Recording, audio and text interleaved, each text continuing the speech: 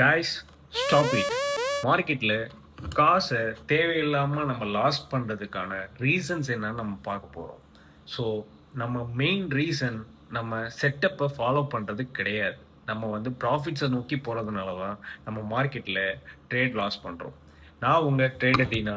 So இப்போ நம்ம பண்ணுற காமன் 3 மிஸ்டேக்ஸை நான் உங்களுக்கு இப்போ சொல்ல போகிறேன். First, over trading. நம்ம இம்பல்சிவாக ஒரு ட்ரேடு பண்ணுறப்போ தான் இந்த லாஸ் வருது. ஸோ இதுக்கு சொல்யூஷன் நம்ம கிரிட்டீரியாவில் வர ஒரு பர்ஃபெக்ட் ட்ரேடை தான் நம்ம செலக்ட் பண்ணணும்.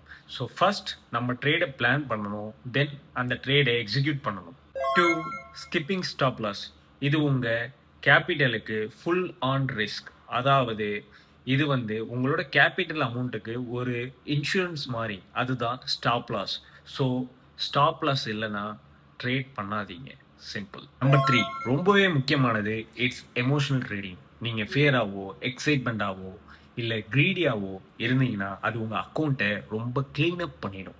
ஸோ அதனால் உங்கள் மூடை ஒரு ட்ரேடுக்கு போகிறதுக்கு முன்னாடி செக் பண்ணுங்கள். நீங்கள் ஒரு சின்ன ஸ்ட்ரெஸ்டாக இருந்தால் கூட அன்றைக்கி நாள் ஃபுல் ட்ரேடை நீங்கள் அவாய்ட் பண்ணுறது உங்களுக்கு better. And here is your secret sauce.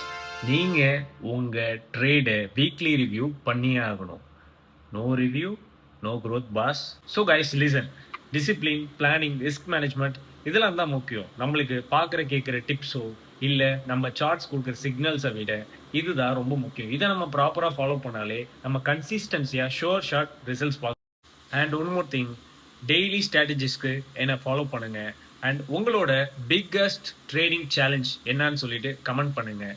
நான் உங்கள் தீனா. Let's fix together. நம்ம ப்ராப்ளமே இதுதான். நம்ம கேமை நம்ம ஆடுறதே இல்லை. அவங்க பெரிய ஆள் நினைச்சு நம்ம வெளியே நின்று கை தட்டிக்கிட்டே இருக்கோம்.